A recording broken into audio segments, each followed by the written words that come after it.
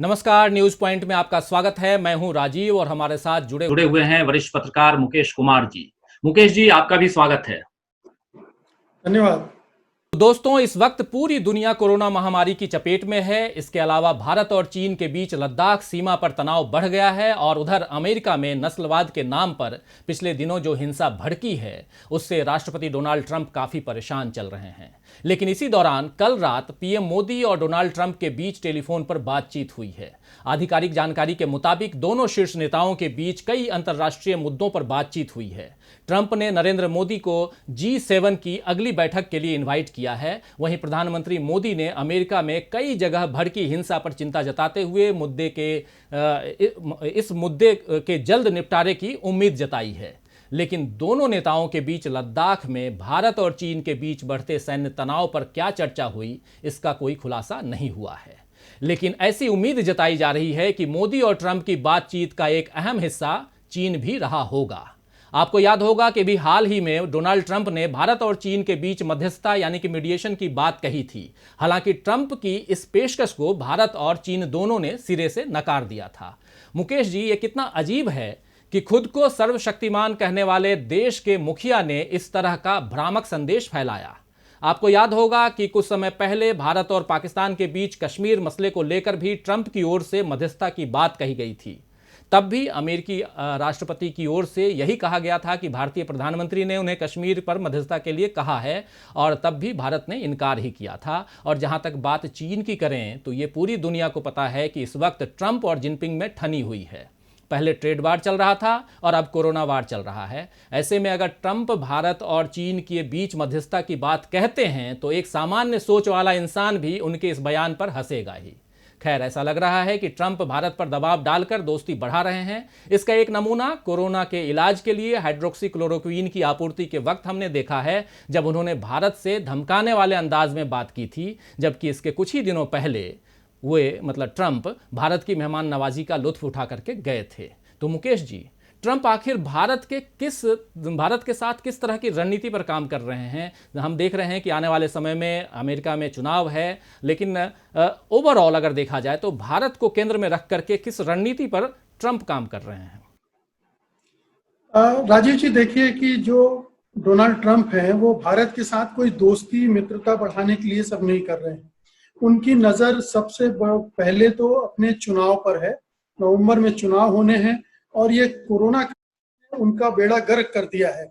इतनी बुरी तरह से उन्होंने इसको हैंडल किया है कि उनकी थू-थू हो रही है पूरी अमेरिका में।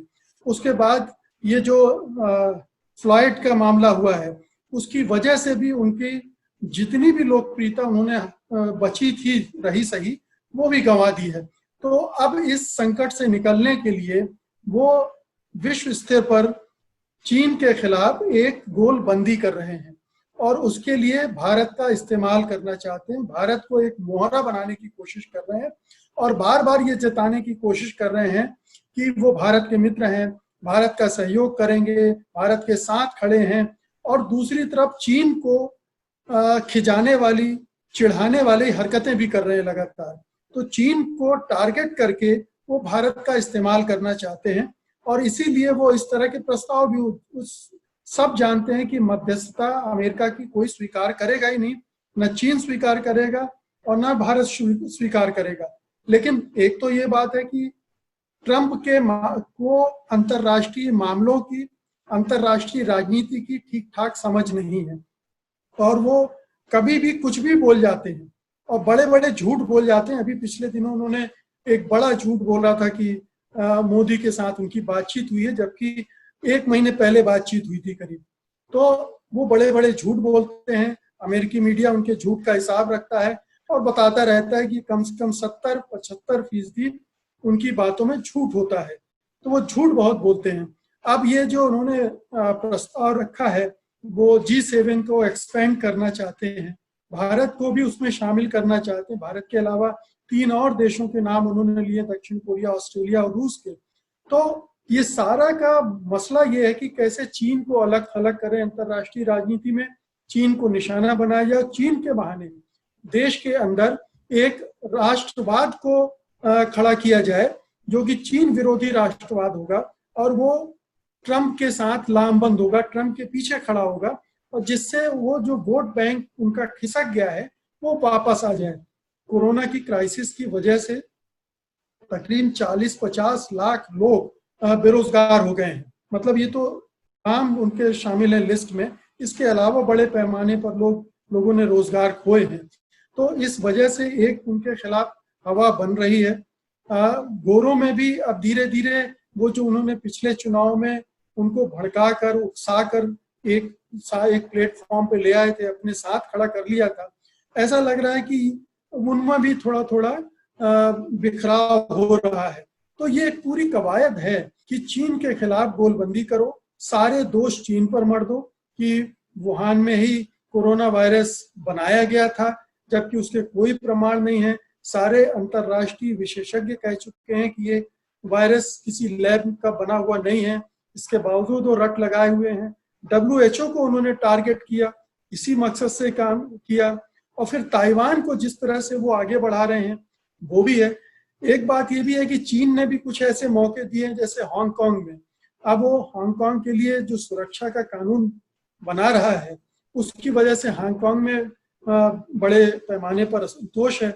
और चूंकि वो 1 कंट्री 2 सिस्टम वाली का एग्रीमेंट था उनका, उसका ऐसा लगता है उल्लंघन करता है, तो जिसकी वजह से पश्चिमी देशों को और बहाना मिल गया है, मसाला मिल गया है उसके खिलाफ काम करने का। तो ये पूरी राजनीति ही वही है, और भारत को ये सावधानी बरतनी पड़ेगी जो नहीं बरत रहा है। ये भारतीय विदेश नीति जो पिछले कुछ वर्षों में धीरे धीरे जाके अमेरिका परस्त हो गई, अमेरिकी गोद में बैठ गई। अमेरिका के कहने पर ही भारत ने चीन के निवेश पर प्रतिबंध लगाया था। आपको याद होगा, 1.5-2 महीने पहले चीन निवेश पर प्रतिबंध लगा दिया था, बहुत सारी शर्तें लगा दी थी। तो ये जो कर रहा है ये चीन को चिढ़ाने वाली हरकतें हैं। और जब भी ऐसा कुछ होता है, जब अंतर्राष्ट्रीय दबाव होता है, तो चीन भारत चीन सीमा पर कुछ ऐसी चीजें करता है जिससे भारत पर दबाव बढ़े और अंतर्राष्ट्रीय स्तर पर चिंताएं बढ़ जाएं। तो ये चीन की स्ट्रेटजी है। लद्दाख में जो बिल्डअप हो रहा है वो चीन तनाव पैदा कर रहा है। जाहिर है, मुझे जो लगता है, भले ही लोग अभी ये कह रहे हैं कि ये 1962 जैसी स्थिति बन रही है, लेकिन मुझे लगता है कि ये तनाव डोकलाम की तरह होगा, जहां पर तनाव बनाया गया और धीरे धीरे उसको खत्म कर दिया। तो ये चीनी स्ट्रेटजी भी है कि वो लंबा खींचते हैं मामले को और तनाव बना सकते हैं।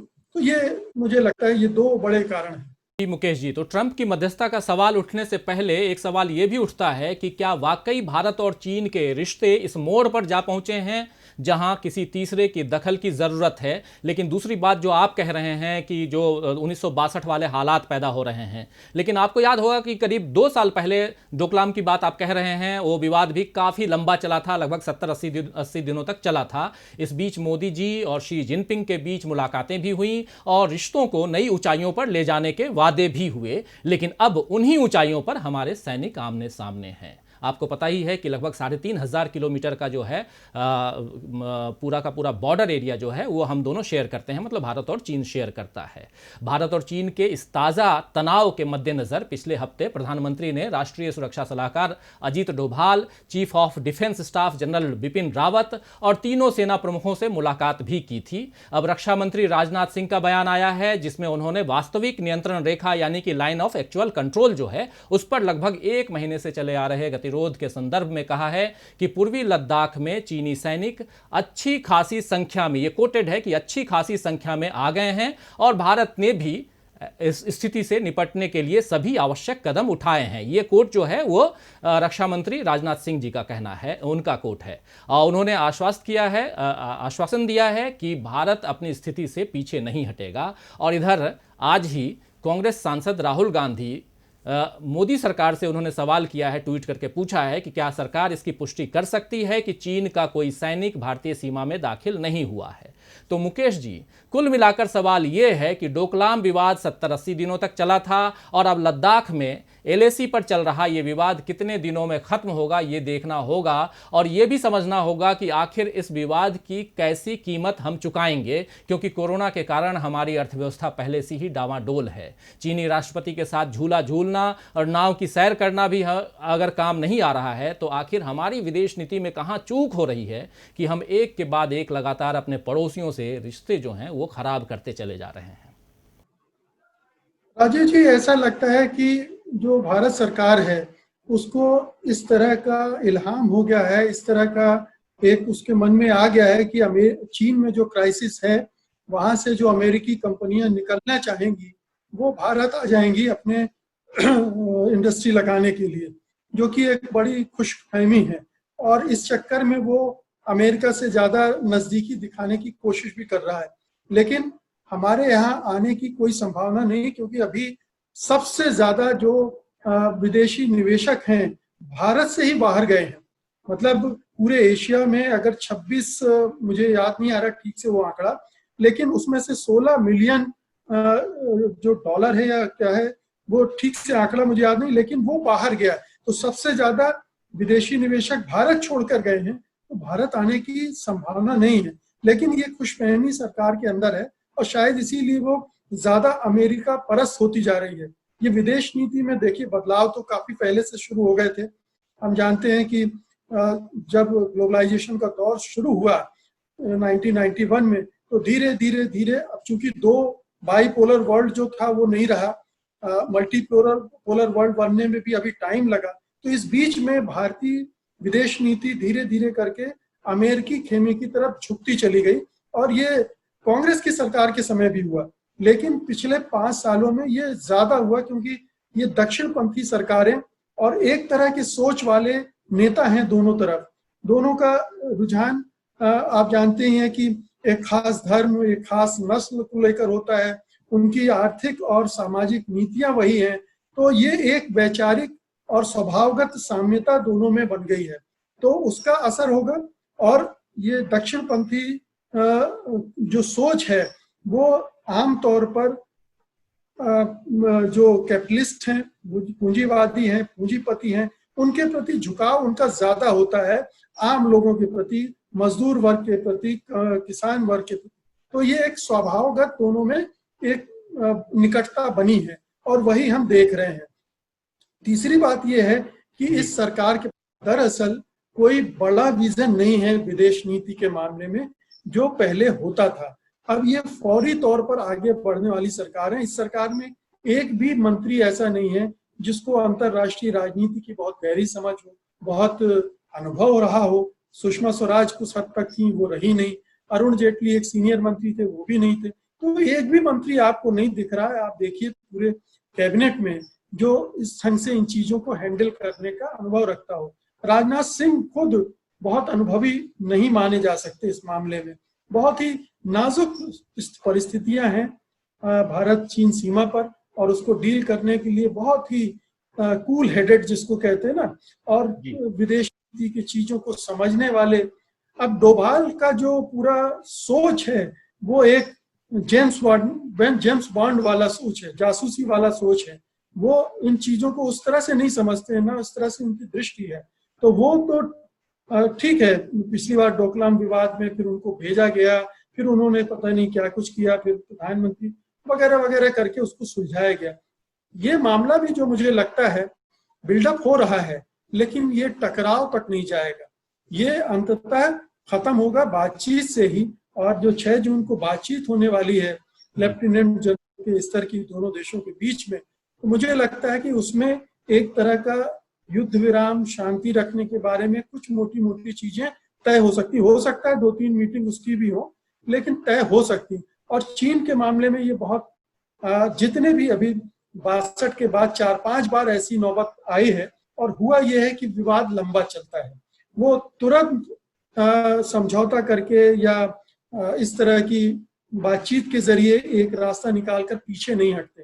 तो हमें ये मान के चलना चाहिए कि अभी कुछ समय ये विवाद रहेगा, और इसलिए भी रहेगा कि चीन चाहता है कि जो पश्चिमी देश, खासतौर से ट्रंप, उस पर दबाव बनाने की कोशिश कर रहे हैं उस दबाव को कम करने के लिए इस लद्दाख वाले विवाद को इस्तेमाल किया जाए, थोड़ा सा यहाँ पर टेंशन बिल्टअप किया जाए और जिसका इस्तेमाल इस दिशा में किया जा सकता है। जी जी जी मुकेश जी, तो अब सवाल ये उठता है कि क्या इसमें हम केवल पड़ोसियों को दोषी ठहराकर अपनी जिम्मेदारी से बरी हो सकते हैं? क्या भारत की देखी परखी जो विदेश नीति है उसमें बदलाव की कोशिशें मोदी सरकार की विफलता नहीं है, जिसकी बात अभी आप कर भी रहे थे? और सबसे अहम सवाल ये है कि क्या अमेरिका को ज़रूरत से ज़्यादा तवज्जो देकर भारत अपने लिए मुसीबत खड़ी नहीं कर रहा है? हमें ये याद रखना होगा कि सीमाओं पर तनाव तो खत्म किया जा सकता है, लेकिन उन देशों को नहीं हटाया जा सकता जिनके साथ हम सीमाएं साझा करते हैं। आत्मनिर्भर बनने के लिए चारों ओर से सुरक्षित रहना भी एक अनिवार्य शर्त है, और इसके बिना भारत कैसे बनेगा आत्मनिर्भर, ये मोदी जी के लिए आत्मचिंतन का सवाल है।